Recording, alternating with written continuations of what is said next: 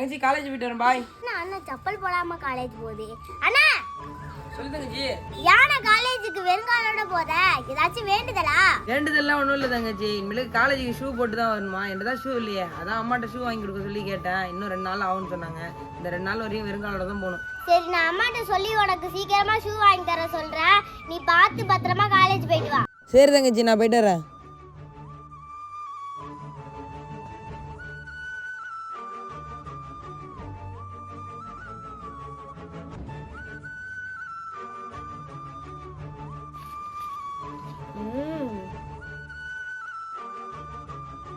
அண்ணா அங்க ஒரு பார்சல் இருக்கு, பிரிச்சு பாரு. என்ன பார்சல் தங்கச்சி? ஃபர்ஸ்ட் பிரிச்சு பாருங்க. அட ஷூ. அண்ணா எப்படி நல்லா இருக்கா? தங்கச்சி சூப்பரா இருக்கு தங்கச்சி.